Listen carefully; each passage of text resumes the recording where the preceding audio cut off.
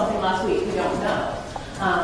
But I think probably in abundance of caution, we should attempt to determine what that question was and let them know that there is a procedure for them to ask questions in the future.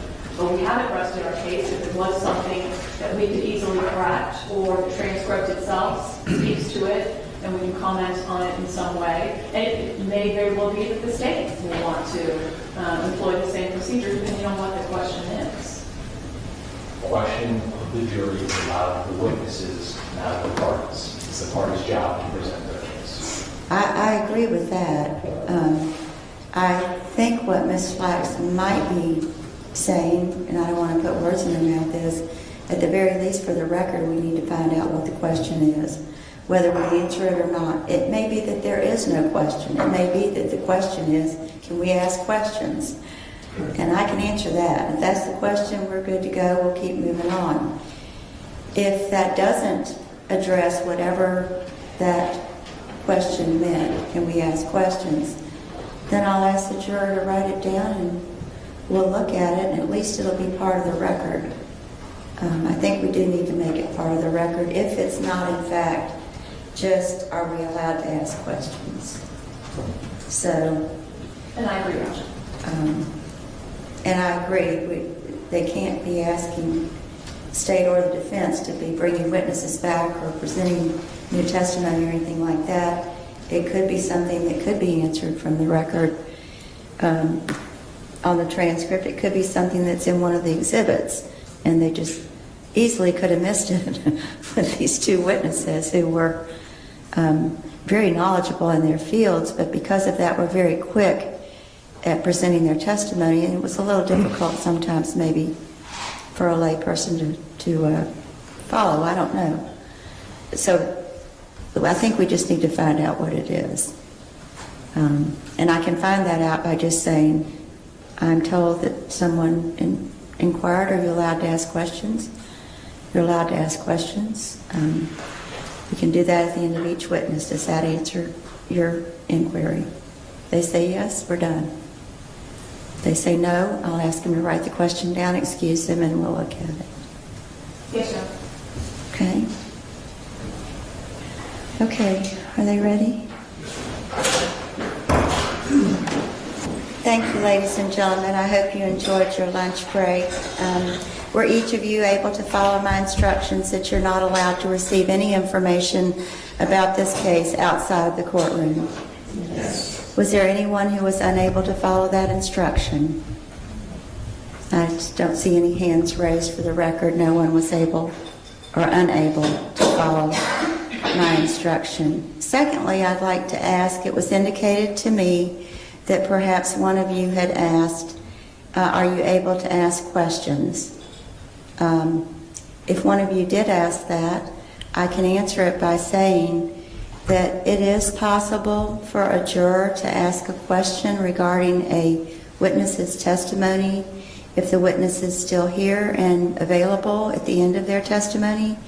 The way that's done is you can write the question down, or you would have to write the question down, present it to the court. You would be excused from the courtroom while the court and the attorneys for both sides reviewed the question to determine if it was in fact an appropriate question to be answered, and then we would bring you back and let you know whether or not the witness could be asked that question, and if they could ask that question, we would ask that question for you.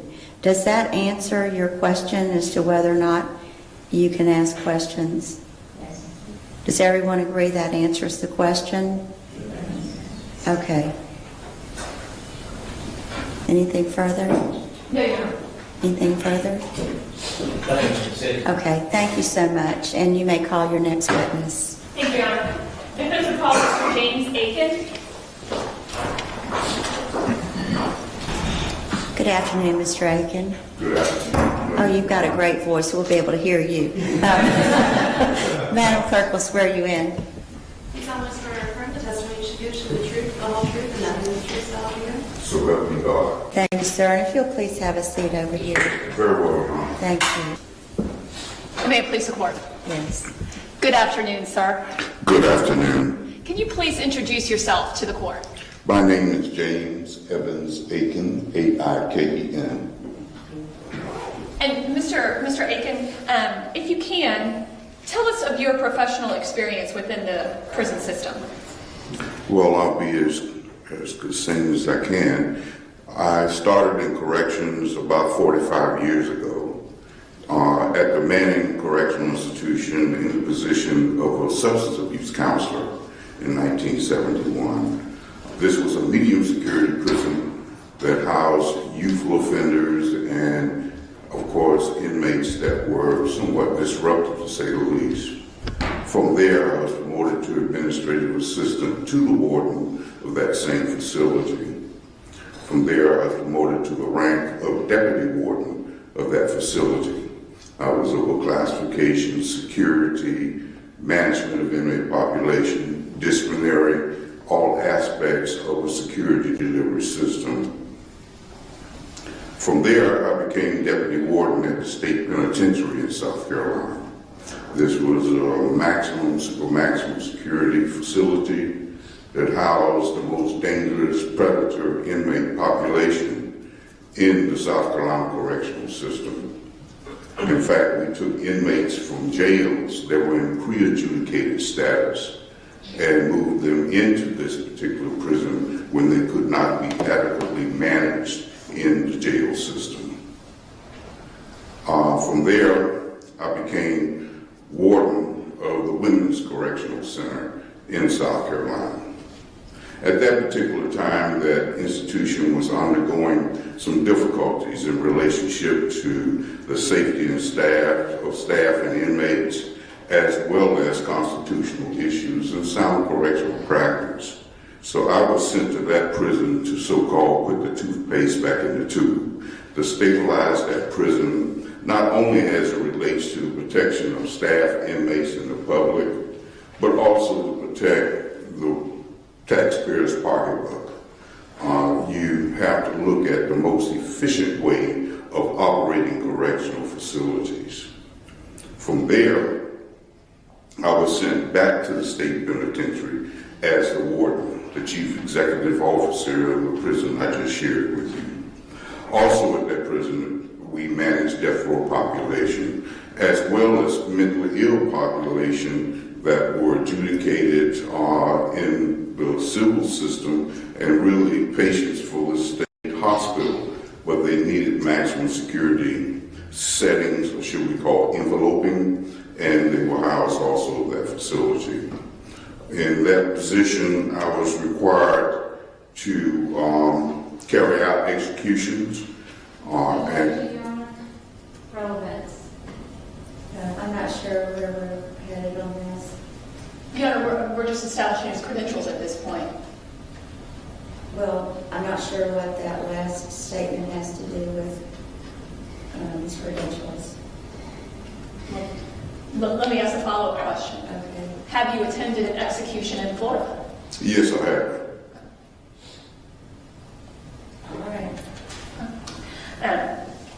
Is it fair to say, sir, that you've been in the prison system as an administrator for over 4 decades? Yes, I've been involved with that also. Not only in the state of South Carolina, I was commissioner for corrections in the state of Indiana, commissioner for corrections over the U.S. Virgin Islands, as well as a consultant and expert for the U.S. Justice Department, National Institute of Corrections, where we taught wardens how to be wardens, of supermaximum security prisons, and that was at ADX, the most secure prison in the world, as well as leadership development, classification, emergency response, managing various aspects to include security threat groups, etc. And also I was appointed as a member of the Prison Rape Elimination Commission. Objection, Your Honor. Relevance. Can you look at sidebar, please? All right, we were beginning to have argument in sidebar regarding, I think the last statement of this witness. Does he need to leave while we have this argument? I don't believe so, Your Honor. Huh? I don't believe so. Okay. But we ventured into another area, which was what the anticipated testimony might be. So it's two different things. One is this gentleman, Mr. Aiken, is giving us his credentials, his background, what he's done, how he ends up being here to testify about prisons or anything about prisons because of his work history, correct? Yes, Is that correct? And that was the original objection, was he was talking about things that didn't seem to indicate that they would have anything to do with whether or not he could talk about prisons, like being on outside commissions and things like that. I'll just put it generally. But then we got into the possibility or the probability that the last thing he stated was something along the lines of that he was a member of a prison rape commission. Is that correct? Or prevention commission? That was correct, Your Honor. I was appointed by the leadership of the Senate of the United States Congress for the Prison Rape Elimination Act that was passed unanimously by Congress under George Bush. Okay, for the Prison Rape Elimination Act, correct? That is correct, Your Honor. And that's what the state objected to, correct? Yes, sir. Okay. And then it became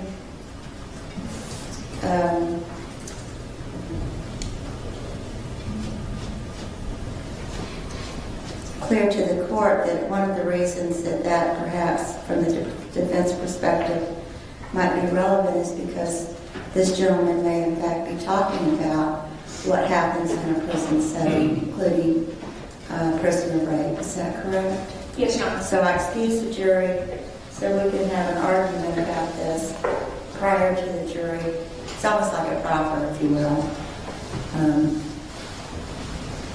And Your Honor, I'll be happy to do it one of the two ways. The state of Florida elected not to depose Mr. Aiken, although he was listed on December 5th. I'll be happy to proffer the entire testimony. And then the court can decide, and we'll just have to do it again.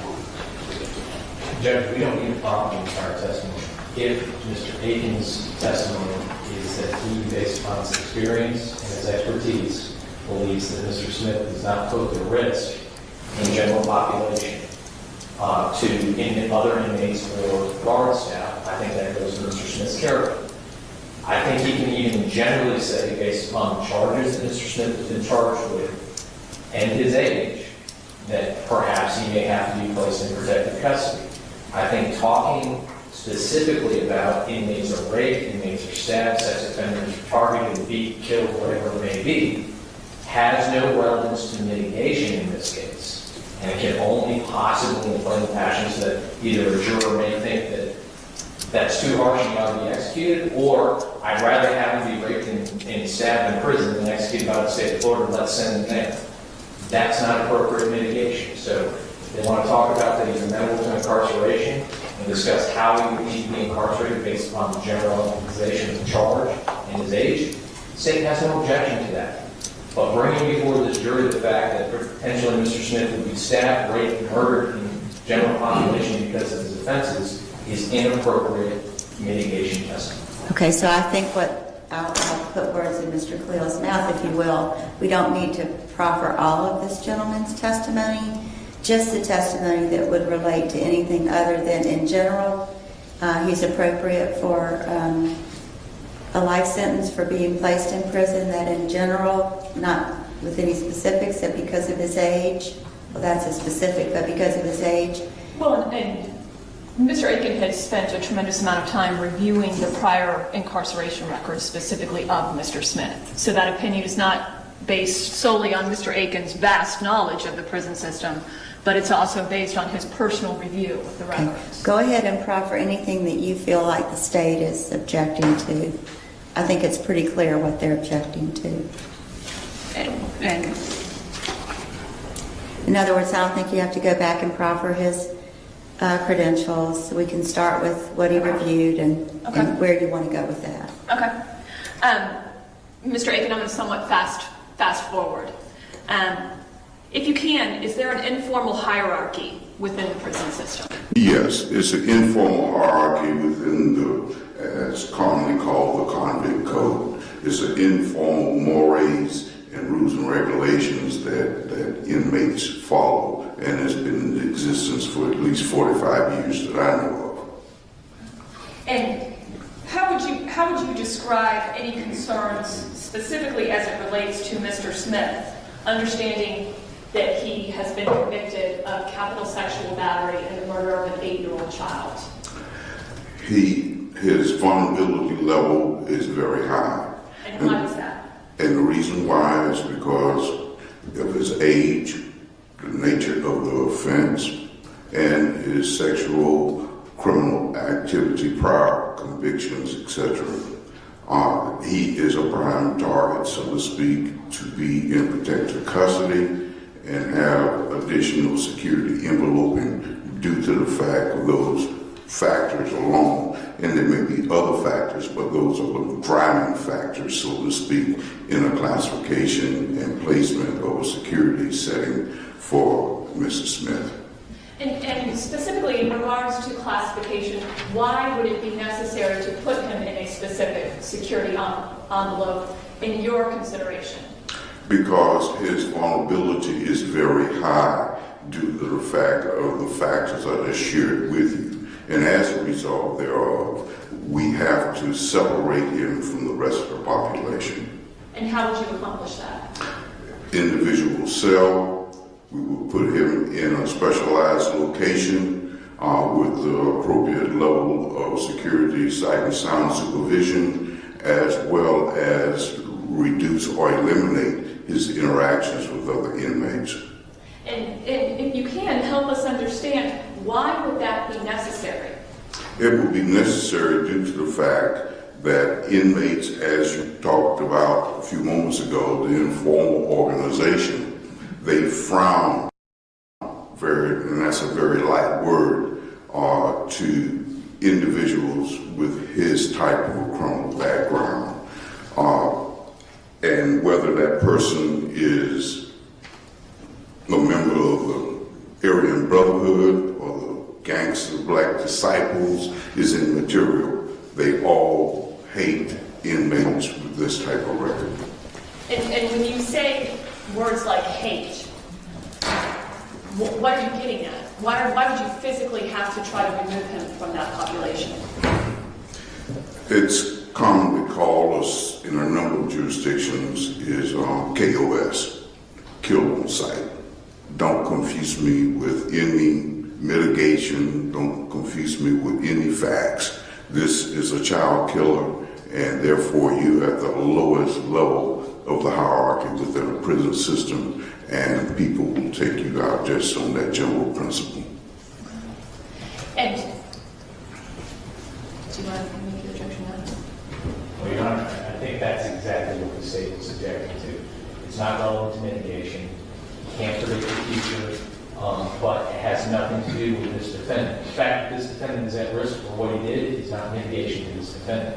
And it does not lessen or prove his character for why he shouldn't be in general population. If that's the case, then the argument should be, we'll put him on death row, and then he doesn't need to have it. That's inappropriate. It doesn't go to this defendant's character, the risk that he poses to himself based on what he chose to do by other inmates in the prison system. What the other inmates are going to do has nothing to do with his character. If they want to talk to Mr. Aiken about what he has done in the past and that he's not a security risk and he poses no risk to anybody else, that's his character. He's amenable to life incarceration versus the death penalty. If he had stabbed multiple inmates, I'm sure we would probably be arguing that as aggravation and he's not amenable to life in prison. But it's all about what his character is and not what the others within the system would be doing to him. That is not mitigation. Any response? And Your Honor, I will cite the actual statements we tell the jurors, which it is any fact that they deem is mitigation. Anything, and they specify, and I'll actually even pull out the actual instructions we're going to give to the jurors.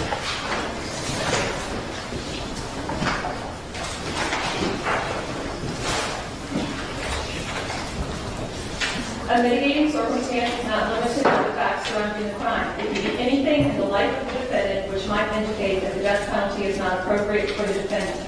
In other words, A mitigating circumstance may include any aspect of the defendant's character, background, or life, or any circumstance of the offense that reasonably may indicate that the death penalty is not an appropriate sentence in this case. And I would suggest to the court, it's the defense position, that any factor that they deem mitigating is mitigation.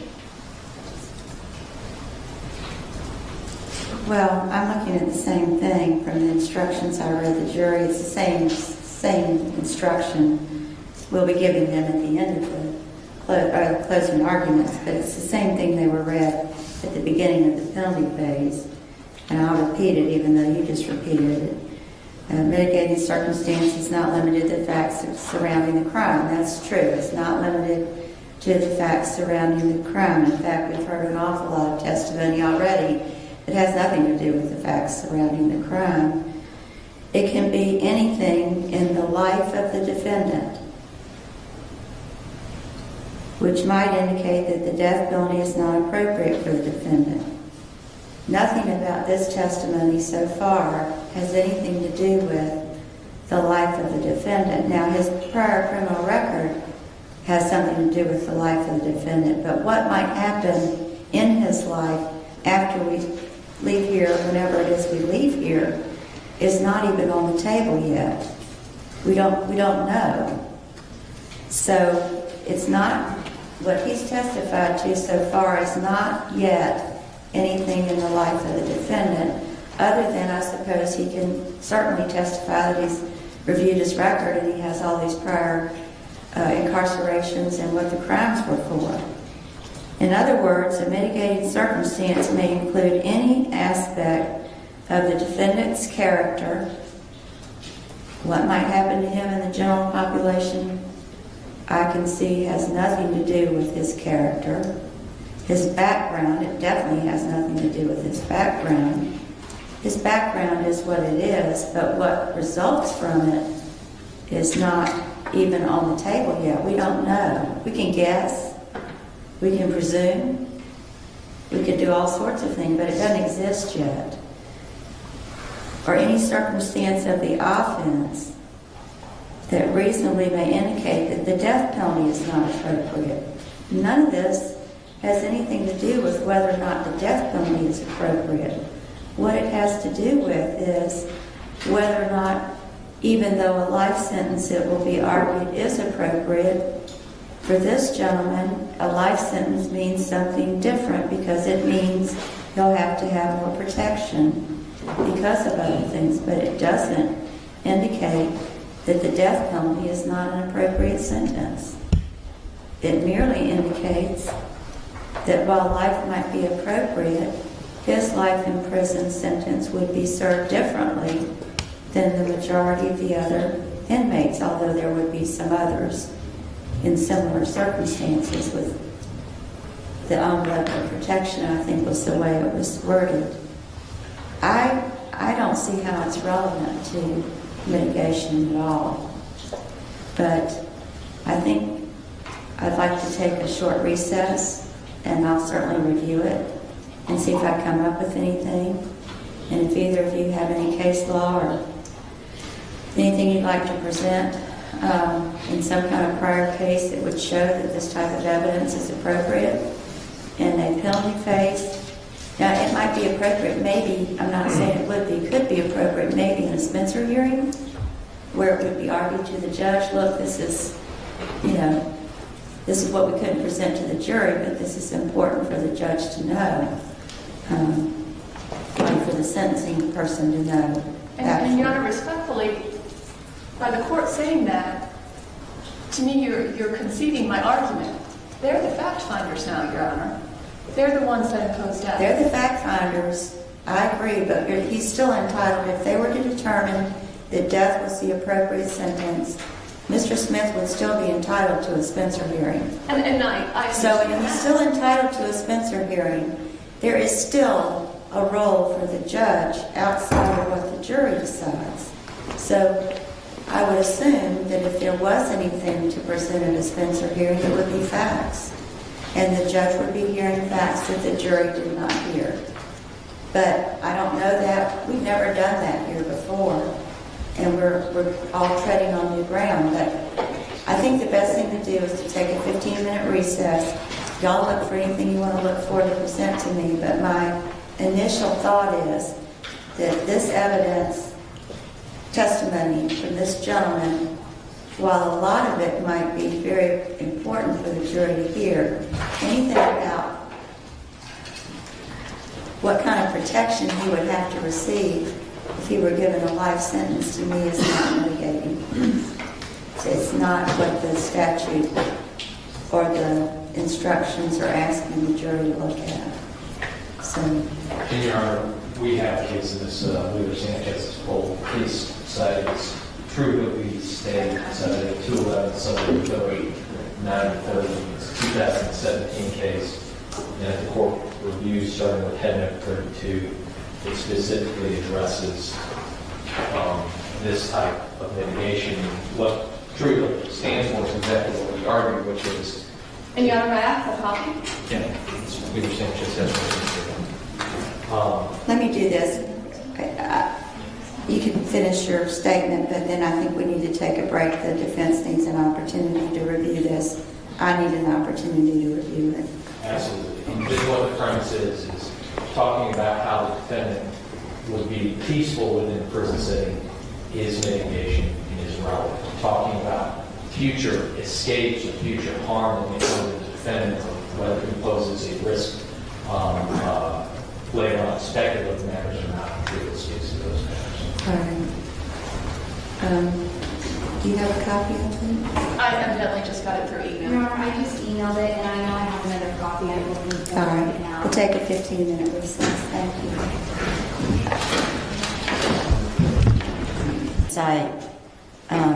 Citing other cases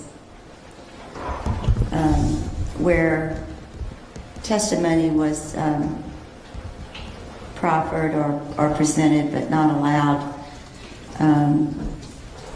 regarding the fact that a life sentence for first-degree murder includes a minimum mandatory sentence of 25 years. In one case, that was not relevant to the defendant's character, record, or circumstances of the crime. So another case talked about parole, whether or not the defendant would be likely to be paroled. We don't have that issue anymore, and certainly not in this case. It would be life without parole if the jury determined that death was inappropriate. But several times the Supreme Court has addressed it and found that items like that regarding prison or what might happen if a person was sentenced to life in prison really had nothing to do with the defendant's life, character, or background. And I find the same with this, that what might happen to him in prison or how he might have to be surrounded by a security envelope is not relevant to mitigation. So I'm not going to allow it. Back to the state's first objection, which was to Mr. Aiken going over his credentials. I will allow him to state his credentials. They are part of his credentials. So the fact that he was on the, let me find it. It's the National Race Elimination. Yeah, the fact he was involved with that as part of his qualifications, as long as he doesn't get into anything about how that has anything to do with Mr. Smith, that's fine. So I'll allow him to answer that. And I think that's where we are. Okay? And your objection, of course, is noted for the record. Thank you, Your Honor. Okay. We're ready to proceed. All right. Your Honor, may I make sure that I understand your instructions? Well, she's not going to ask you a question. Okay, that's good enough then. You're going to continue with your credentials, which include what you were on when you were stopped, which is the act from Congress that you asked specifically, and keep going on that. And Ms. Schatz will ask you appropriate questions, which will not lead to what would happen to him or what kind of security he would have to have. Very well, Your Honor. Thank you. You ready to join me?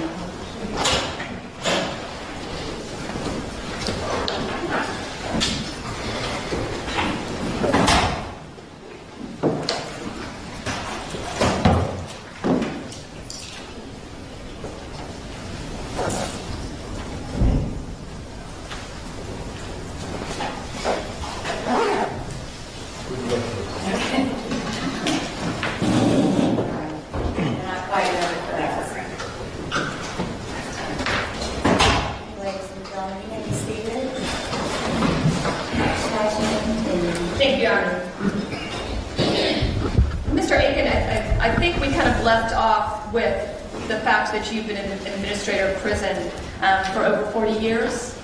Yes, I've been involved with the correctional systems for over 45 years. And is that just in South Carolina, or have you also been involved in other jurisdictions? I was Commissioner for Corrections, Juvenile and Adult for the state of Indiana, as well as Director of Corrections for the United States Virgin Islands, as well as providing technical assistance to jurisdictions throughout the United States through the U.S. Department of Justice, National Institute of Corrections, teaching wardens how to be wardens, teaching wardens how to be wardens of super maximum security prisons, classification to which I've classified thousands and thousands of inmates, as well as to assist in developing classification systems of inmate population, as well as other issues such as disturbance, control, riot control, hostage situations, use of force, etc.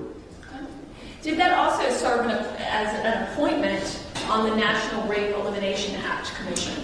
Yes, I was appointed by the leadership of the Senate, if I'm not mistaken. This was a unanimous bill, believe it or not, passed through Congress under George Bush for the Prison Rape Elimination Act or Commission to develop national standards that were published under President Obama, and it's throughout the United States now in state, federal, as well as local jurisdictions. And sir, have you previously been qualified as an expert in the areas of prison security and classification? That is correct, both federal and state courts. How many different states, sir? I'm just guessing, and most of these are double. What I mean double means the state as well as the federal, at least 23, 24 jurisdictions. And does that also include Florida? That is correct, both state and federal, as well as the Queen's Bench in Canada. And Your Honor, at this time, I would seek to tender Mr. James Aiken as an expert in prison security and classification.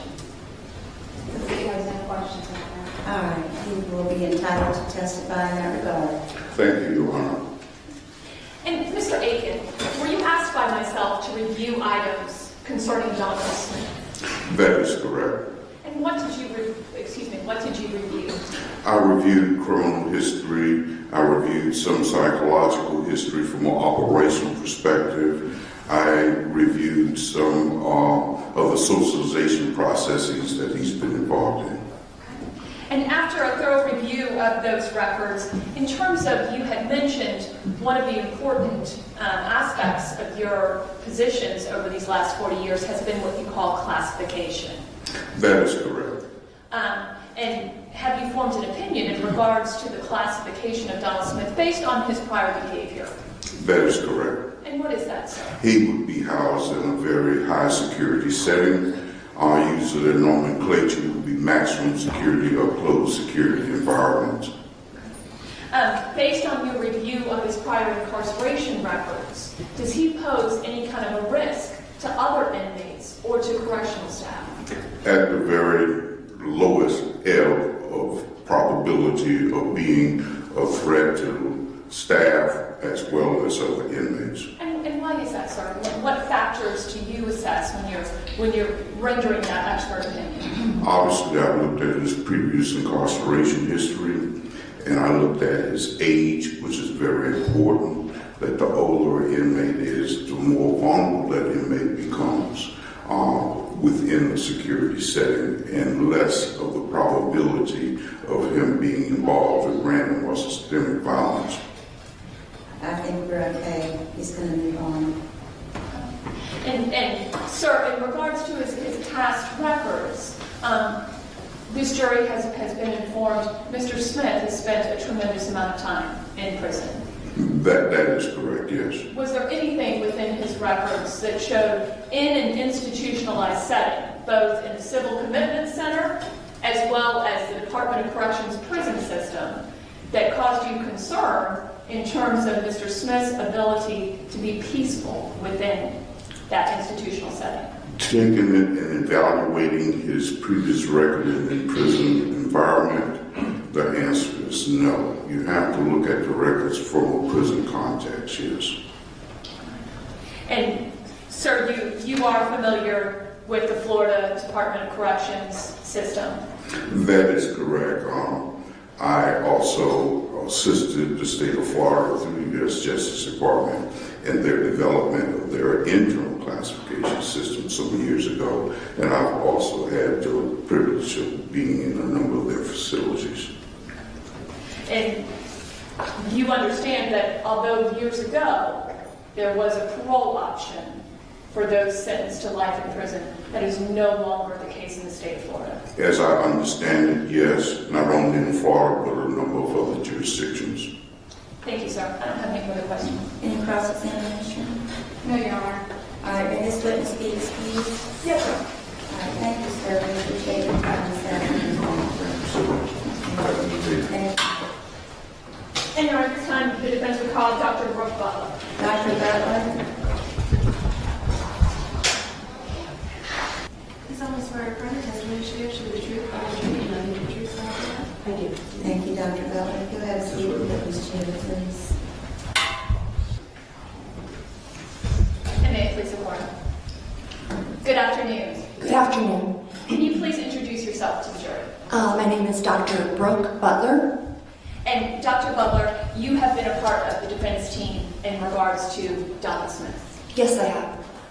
When did you first become involved in this case? I first became involved in this case approximately October of 2014. And your official title is mitigation specialist. Correct. Okay. If you wouldn't mind, walk us through your personal educational background. I received my PhD in legal psychology with a minor program in social psychology from Florida International University in 2000. Prior to that, I received my master's degree in psychology from the University of North Florida. It was a research-based program, and that was in 1997. And then prior to that, in 1994, I received my bachelor's degree in psychology with a minor program in criminology from the University of North Florida. Okay. And so are you a licensed psychologist? I'm not. The state of Florida only licenses 3 different types of psychologists, and those types are clinical, counseling, and educational psychologists, because those types of psychologists see patients, and I don't. I see clients. I don't treat or diagnose mental illness, and so as a result, I'm not licensed. There's no such thing in my field, and so I'm not licensed. If I could be, I would be, if there was such a thing in my field, but I'm not. Okay. And is it fair to say your professional experience is one of research and understanding? Correct. My background has strongly been in research and the intersection of psychology and the law from a social psychological perspective. Okay. And where do you currently work? I currently own a private practice in Sarasota, Florida, and have done so since 2011. And prior to owning your practice, what other professional positions did you hold? Prior to owning my practice, which focuses in the areas of psycholegal research, mitigation, and litigation consulting, I worked in the same capacity from, I believe it was 2009 to 2011 for the Office of the Public Defender, 12th Judicial Circuit. And then prior to that, I worked in the same capacity as an independent contractor in both Sarasota and Miami. Have you also held academic positions? Yes, I have. And can you explain briefly those? Yes, I've held academic positions that have been both tenure track as well as non-tenure track positions at the New College of Florida, University of South Florida, Sarasota, Florida International University, and the University of North Florida. I was also on the institutional Research Board, or the IRB, which is a group of both faculty and non-faculty members that serve to protect the rights of participants who take part in research conducted by the faculty and staff, or the faculty and students at the college. Okay. And have you published any articles? Yes, I have.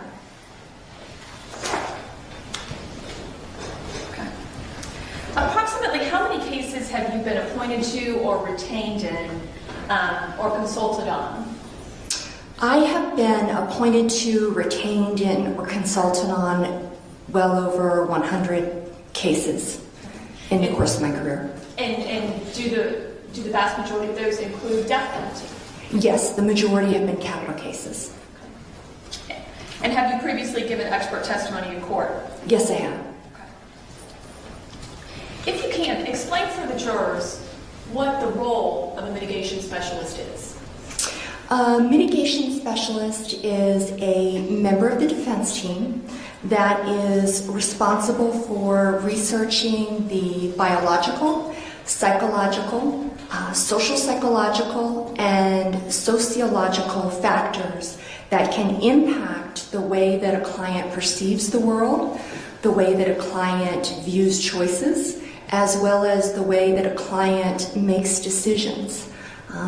This is done not only by interviewing the client, but by gathering records or documents, as well as by conducting what we call collateral or corroborative interviews. And so what we do is we don't just take our client's word for it or the defendant's word for it. We seek to corroborate the information that we gather in meeting with the client. And specifically, are you also a social historian? Yes. And explain what that is and what we're asking you to do today.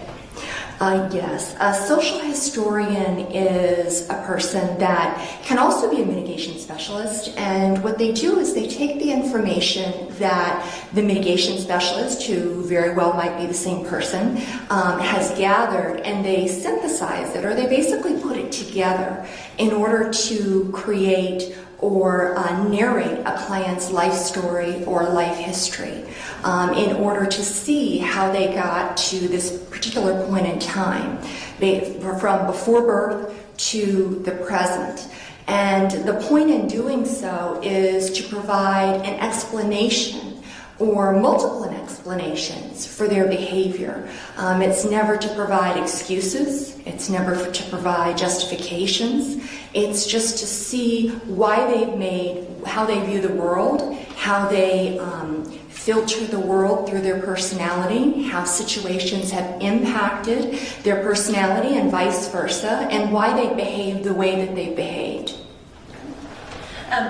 In this particular case, did you spend a tremendous amount of time with Mr. Donald Smith? Yes, I did. And can you estimate how many times you met with him over the course of your 3.5 years working on this case? I met with him approximately, I believe I counted over 100 hours with him.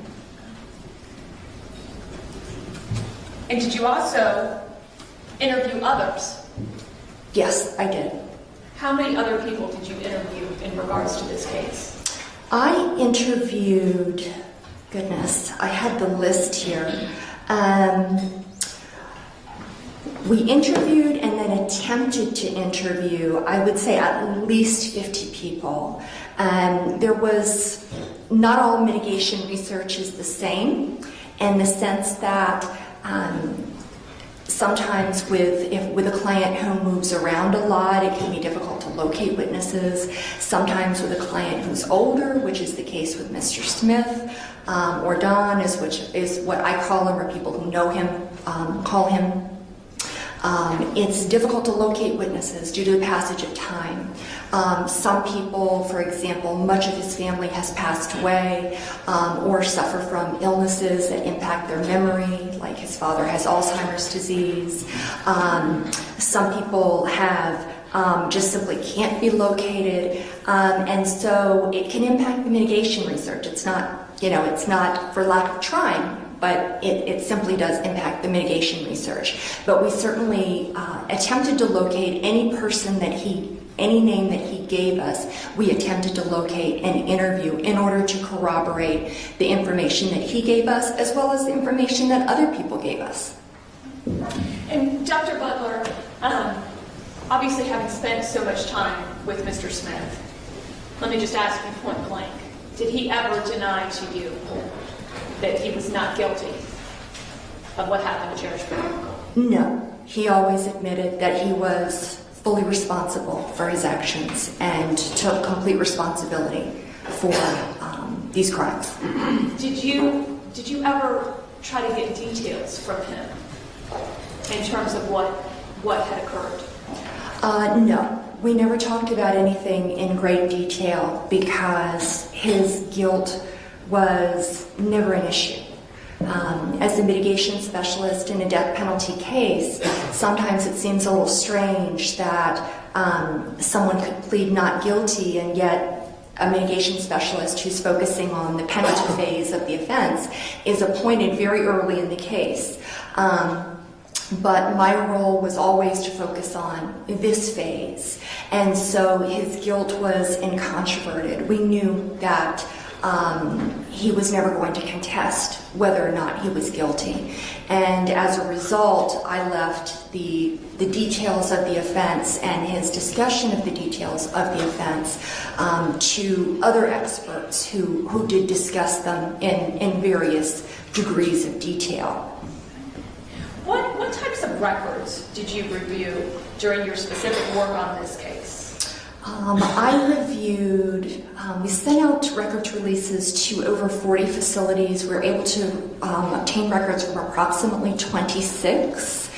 Some had gone out of business. Some no longer had his records because of records retention schedules in which people, in which facilities shred them after 10 or 7 years. And so in the records that we were able to obtain, we did obtain a lot of psychological and psychiatric records, some medical records. We were able to obtain incarceration records from both the Department of Corrections as well as the Duval County Jail. We were able to obtain records from the state of Florida, the Department of Children and Family Services, which is where he was committed as a sexually violent predator at one particular point in time years ago. HRS, which is what DCF, or the Department of Children and Family Services, I believe used to be called. We were able to obtain additional educational records and basically a wide variety of records, as many records as I could get. I attempted to locate. If he told me he went to a particular place or worked at a particular place, I tried to get those records. Okay. And the people that you were able to interview, what kinds of interviews did you conduct in the case? I did my best to conduct in-person interviews because people tend to be more forthright when they are when you sit down with them in person, and usually at their homes.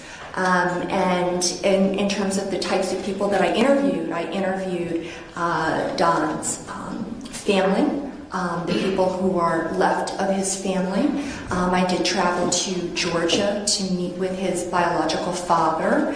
I did meet with a half-sister whom he had never met and who had never met him. I did speak with his son. I interviewed former childhood friends, friends that he'd had as an adult. I also interviewed former mental health practitioners who had treated him at a particular point in time, and people who had, and acquaintances, people who had known him, former neighbors as well. And based on all of these interviews and gathering of records, were you able to kind of construct several timelines regarding Mr. Smith's life? Okay. If you can, tell us about where and when Don was born. Don was born in... I believe Jack is he's inappropriately referred to the defendant by God. They want to call him Mr. Smith. What are we calling you about either Mr. or Miss? We call him Mr. Smith. Mr. Smith was born on September 4th, 1956 in Atlanta, Georgia at Piedmont Hospital. He was a premature baby. We know this by his mother's account, and his birth certificate indicated that he weighed 6 pounds and 2 ounces at birth. How old was Mr. Smith's mother when she gave birth to Mr. Smith? His mother, whose name was at that time Patricia Crumley, was 17 years old when she gave birth to Mr. Smith. And Mr. Smith's biological father, what was his name? His name was Bobby James Gazaway. And based on your interviews with his biological mother, Patricia, she now goes by the name Patricia Moore, correct? Yes, she does. Okay. So for ease of purpose, I'm going to refer to her as Mrs. Moore. Sure. Mr. Smith's mother, Mrs. Moore, what were some of the circumstances surrounding Mr. Smith's birth?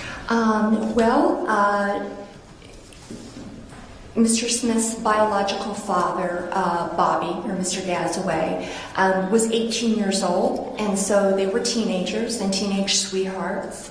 The birth or the conception was unplanned, and as a result, Patricia did not receive the best prenatal care because she knew that her parents back in the 1950s would not have approved of an unwed pregnancy, a surprise pregnancy. Her parents were named Veda and Donald Crumley, and she had one sister. And her mother was described by various people as quote-unquote cold. Did not like people. Her father was a little more laid back and a little more interactive. But either way, they were very image conscious, and they did not like the idea. She knew that they would not approve of the situation that she had gotten herself in. When she could no longer conceal the pregnancy, she did reveal to her parents that she was pregnant, and they were extremely angry. They weren't just angry that she was pregnant, but they were angry that the father was in fact Mr. Gazaway, who they viewed as a man who was really from the wrong side of the tracks. They said a lot more derogatory terms, or they called him a lot more derogatory names. And they basically said that he wasn't good enough for their daughter, and that he certainly wasn't good enough for their family. He had dropped. If I can stop you for a moment. Sure. Based on all these interviews, it's been suggested that Mrs. Moore's family was affluent. That is not the case in terms of the beginnings. They worked, I believe, in a cotton mill. And so in terms of Mr. and Mrs. Crumley, her parents, they were not affluent at all. They came from, very humble beginnings. They wanted people to believe that they had more than they actually did. They perhaps tried to live beyond their means, but they weren't wealthy at all. Appearances were very important to them, and so they were not wealthy.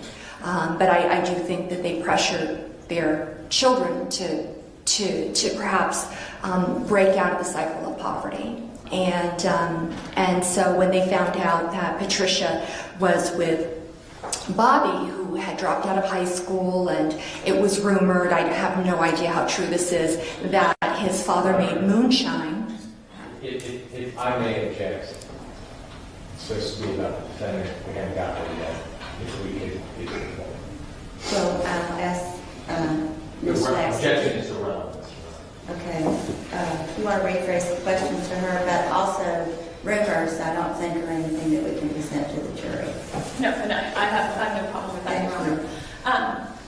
Why is it important in understanding Donald Smith to relay Patricia Moore's beginnings and the beginning of Mr. Smith's life? Why is it important? Because it's how he was raised for the first few years of his life, which were formative. And what was that? It was very conflicted because her parents forced them to, they eventually did get married, and her parents were very angry about that. They said if they continued to be married, they would force, they basically wouldn't speak to her again, particularly her mother. And so I don't know if you want to say forced, but strongly coerced her to divorce the man that she, by all accounts, loved. And so she moved back in with her parents, gave birth to Mr. Smith, and she lived with her parents while Mr. Smith was, for the first few years of his life. And she wanted to give up Mr. Smith for adoption because she was a single mother. By that time, she divorced Mr. Gazaway, and she knew she didn't have the means to support a son. And her parents got wind of that and said, no, we'll adopt him. And she knew how she'd been raised and said, no, I don't want to do that. So I'm going to raise him. In terms of the environment that Mr. Smith grew up in with her parents, it was abusive, emotionally devoid of affection.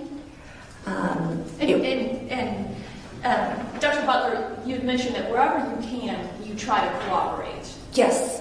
What kind of corroboration were you able to develop in regards to that opinion, if you will, that it was an abusive relationship?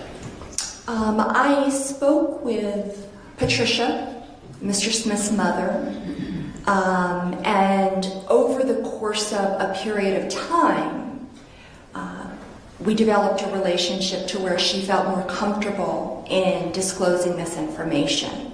She is a woman who tends to minimize problems and will say things along the lines of her mother didn't like people. And then in the second breath will say that her mother grabbed her son so hard that she ripped the buttons off of his shirt or his overalls. And we're talking about Mr. Smith. Mr. Smith, yes, her son. And so she can make one statement, and then when you ask for examples, you realize that there might be a little something more, something more significant underneath. And that has been something that I've seen that's been a little bit consistent with her. If she, contrary to exaggeration, she does tend to minimize. These decisions between the parents and the family, did that affect whether Mr. Smith ever had a relationship with his biological father? It did. He did not know that he had a biological father by the name of Bobby Gazaway until he was 9 years old. To compound the confusion, I guess you could say, Patricia called her father, whose name is Donald, which it's reasonable to presume that Mr. Smith was named after him. She called her father Daddy Don. And so for a period of time, he thought her father, which was his grandfather, was his father. And so it was a confusing family situation. Later on, and this is really fast forwarding, when he was 9 years old and he had acquired a stepfather. He was just kind of looking through his mother's jewelry box, and he found a baby bracelet that said Gazaway, and he asked what it was, and she said, at that point, she told him that he had a biological father, and his name was Bobby James Gazaway. Did Mr. Smith ever have a relationship with Bobby Gazaway? He never had a relationship with Bobby Gazaway. He met him for the first and only time when he was 49 years old. And that was upon Mr. Smith's instigation, when he reached out to his father, who lives in a very rural section of Georgia, which is where I visited that area. And they went and met for the first time. The meeting didn't go as planned. It was very awkward, as you might imagine. The biological father, who had 2 other children that he knew of, with whom he had kept in contact for a period of time. One of the Mr. Smith's half siblings is they don't know the whereabouts of now. Mr. Gazaway was just kind of apathetic about the meeting, and Mr. Smith was devastated that he'd waited this long and the meeting had not gone very well. In regards to Mrs. Moore, did your research cause you to realize that she did remarry? Yes, she did, several times. Okay. And what did those marriages, what kind of impact did it have on the childhood of Donald Smith? It created a sense of instability. It created a sense of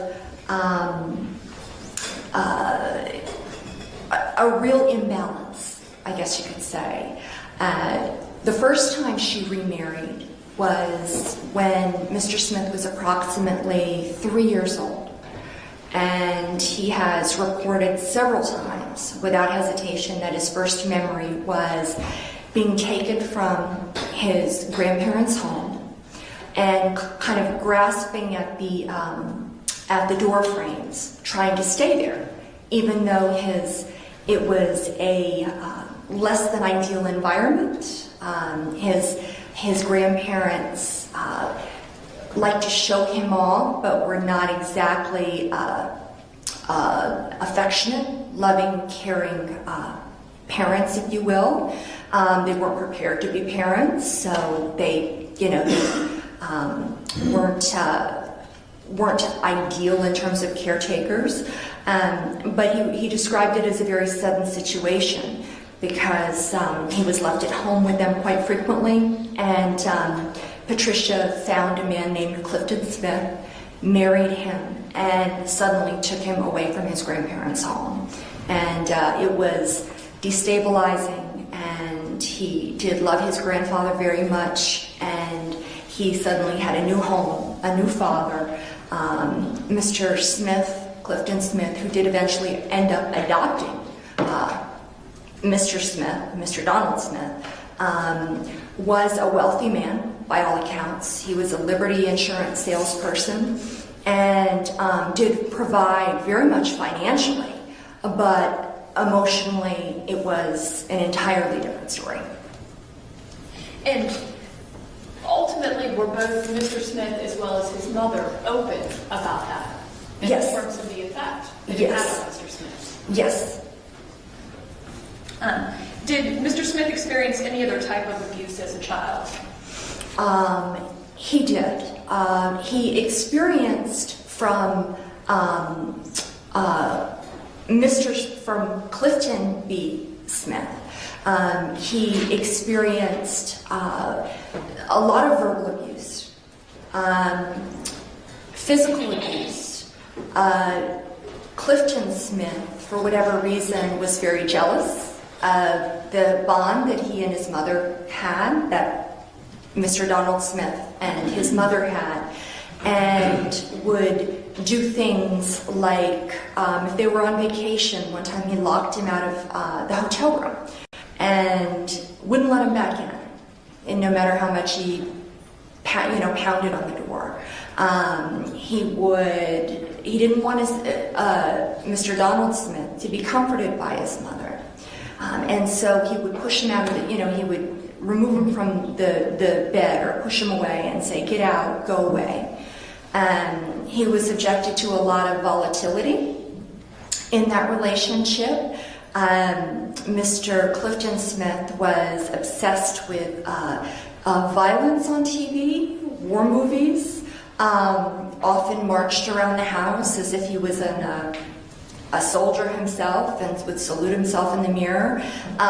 It terrified Mr. Smith, and he didn't know how to take it.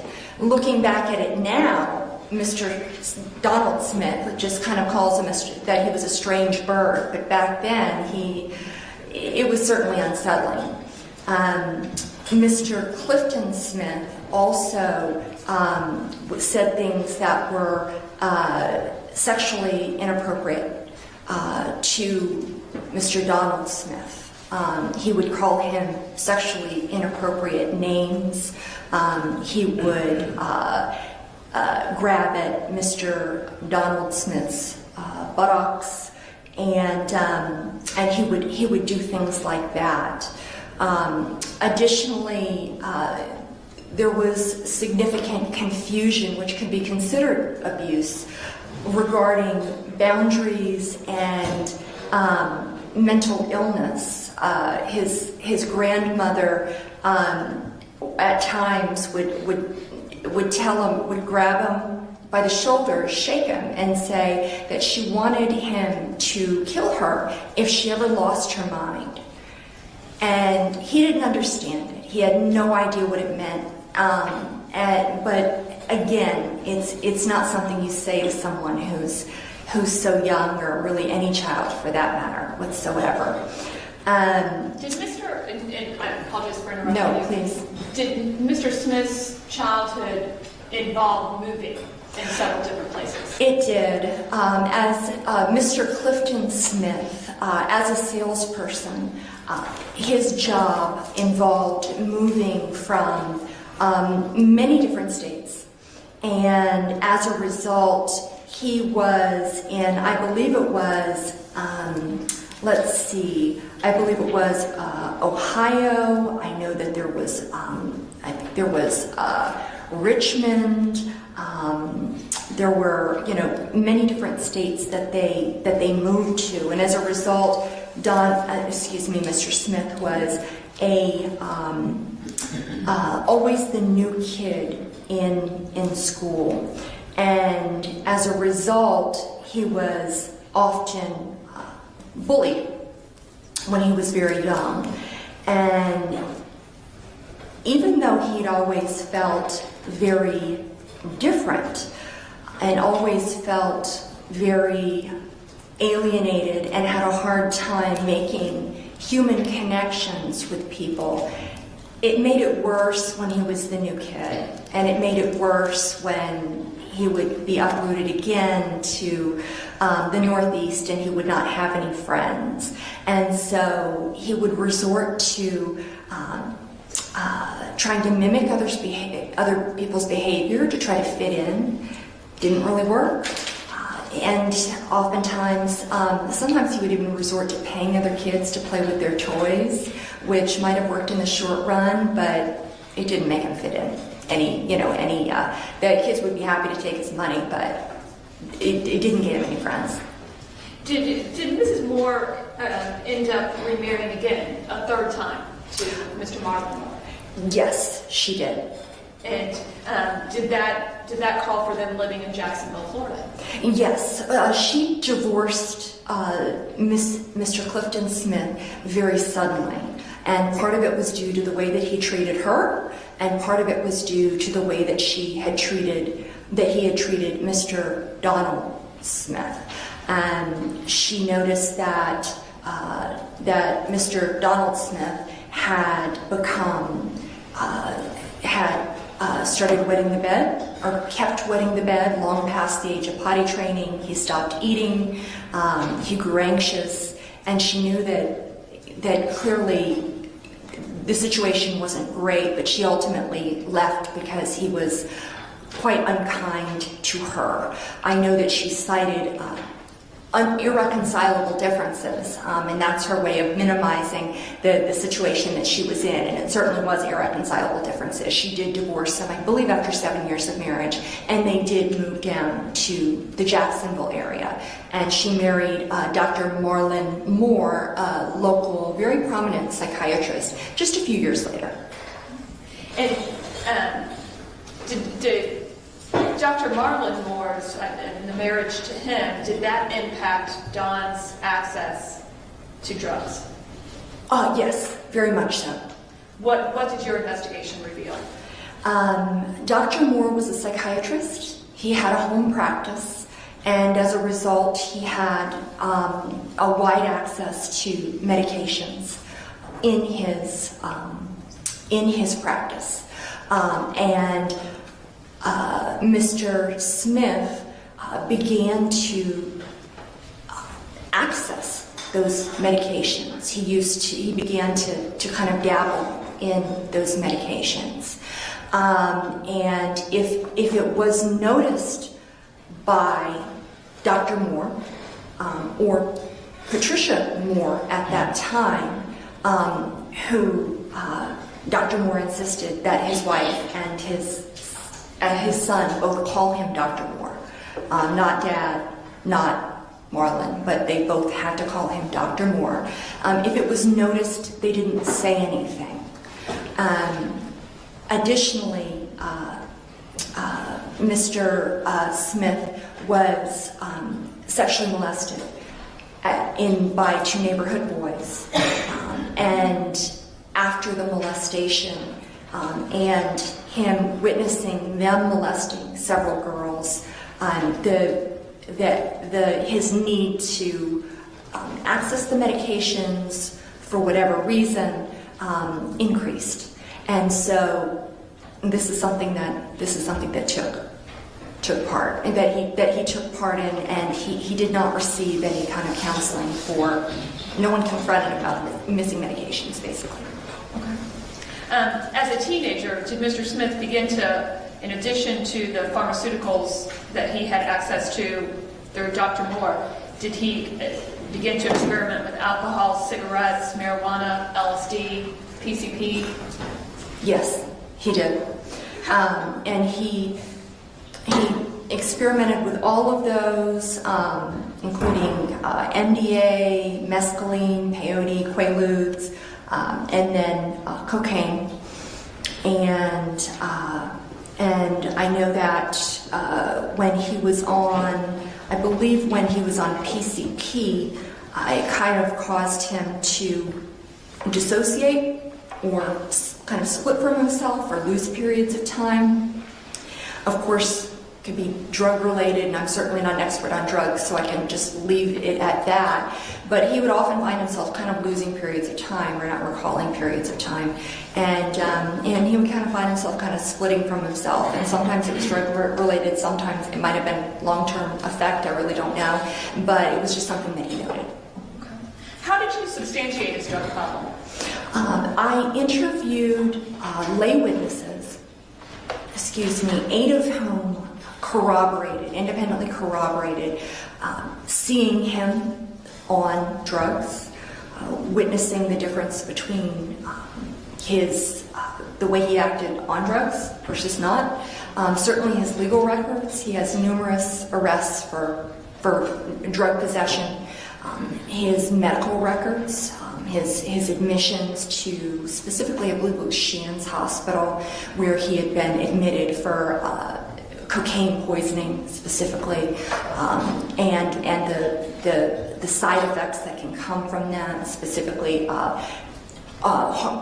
there was a pulmonary embolism that came from when he began shooting up cocaine, as well as heart issues that came from doing too much cocaine, and the chest pains and the issues that came with that. Some of the incarceration records as well. And so there were a wide variety of sources. And of course, Mr. Smith was very open about the fact that he had been experimented with a wide variety of drugs, but crack was something that he became very addicted to, and it really impacted him very negatively. Through your investigation of talking to other people as well as Mr. Smith himself, did Mr. Smith literally have another name that he went by in terms of a nickname to reflect his cocaine use? Yes. And what was that name? That name was Wheezy. Okay. And did you speak to several people who corroborated that he almost had this different side of him that was cocaine wheezy? Right. That people said that there was, they called him Don, and then there was Wheezy. And there was a big difference between the person who was sober and the person who was on crack. And on crack, specifically right around the time of the incidences, the offenses, the crimes for which he's been convicted, he was described as shaky, paranoid, manic, disappeared for days on binges, and that he was just he was very much a different person. That it was very clear that he was high and would discuss wanting very much to get treatment, and not knowing how he could get off this drug that really had a hold on him. And in fact, had substance abuse negatively impacted his life? Oh, it's been profound. Yes, very much so. Starting how young did it start impacting his life? Starting from middle school, I would say. I know that we have a 6th grade report card, and at which time he was using, at which time he was experimenting. And the teachers were commenting that he didn't, he wasn't putting forth an effort. He seemed unmotivated. He was not performing well, that he was reasonably intelligent, but they were really scratching their heads as to what was going on. And Mr. Smith had told me, at that time, that he'd already started experimenting with alcohol, drugs, cigarettes, marijuana, those types of things. And then when he was raped while incarcerated, I know things escalated quite quickly, and then things would escalate again. It's my understanding that when his first stepfather, Mr. Clifford Smith, passed away, he did leave Mr. Donald Smith an inheritance. That was, I would say, approximately $100,000, maybe more, maybe less, but approximately. And he blew all of that in a matter of weeks on crack. That he stayed up for days on end without sleep, without eating, and just was on a crack binge for weeks and weeks and weeks, and just blew it all. Where did Mr. Smith spend his 17th birthday? He spent his birthday, I believe it was his 16th birthday, but I have to go to double check. But he spent it in the Duval County Jail. He'd been arrested for auto theft. And so he started criminal behavior very early.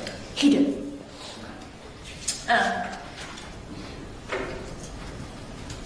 When you look at Mr. Smith's life, beginning at age 17, how many arrests has he had? He has had, I believe, in checking my notes, I believe he's had, in the state of Florida, 28 arrests for 62 charges.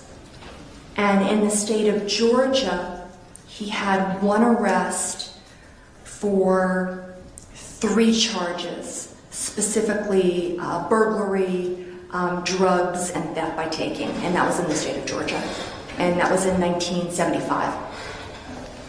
Did Mrs. Moore recognize that Mr. Smith had a drug problem? Early on, no. She was very much in denial about that. She basically thought that it was a problem due to adolescence. Her focus when Mr. Smith was a child was very much on keeping her husband happy and very much keeping her social status high. She loved her son. She continues to love her son in the best way that she knows how. But growing up the way she grew up and the emphasis that was placed on appearances, her focus was on keeping her husband happy. And she also tends to minimize, and she tends to, I believe one statement was that she tends to look forward, she doesn't look behind, she doesn't look back. And she doesn't like to talk about things that are negative. She doesn't like to talk about things that are problematic. And so, as a result, Mr. Smith didn't get treatment for his drug addiction. She wanted him to basically to pray his addiction away, and for some people that absolutely works. He did. He prayed hard. And he went to, we have certificates for many, many Bible classes that he took. But for him, he needed more than that. And Did she do things to actually enable his addiction? Yes, she did. She, in spite of the fact that she didn't quite acknowledge it, she would give him money to pay off drug dealers and actually drive him to the areas where the drug dealers lived and would help pay them off. And she would allow them to come to her home. This was corroborated by someone who lived at the home at the time, and so the transactions could take place, I guess you could say. And again, it was hard for her to admit that it was an addiction per se. She viewed more of it as a not accepting God into his life, as opposed to a disease that he did have. Through your research and interviews, besides incarceration, whether it be civil commitment or jail or prison, did Mr. Smith have an address different from his mother?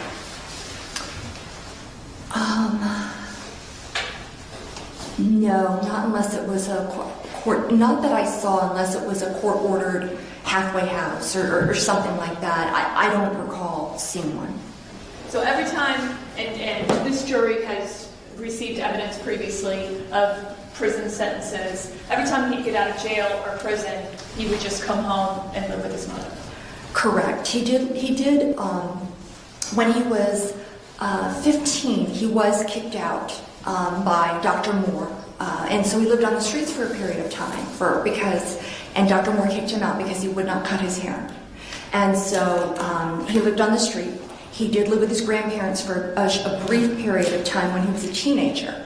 But other than that, I didn't see any other address other than his mother's house or something that was court ordered, or in a facility that was, that had some degree of confinement.